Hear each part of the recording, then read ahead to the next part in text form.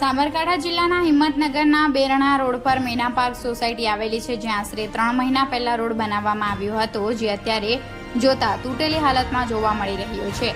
સ્થાનિકોનો આક્ષેપ છે કે કોન્ટ્રાક્ટર દ્વારા આ રોડ હલકી ગુણવત્તાથી બનાવાયેલો હતો, જે હજી ચોમાસું ચાલુ પણ નથી થયું ને 3 જ મહિનામાં તૂટી ગયો છે.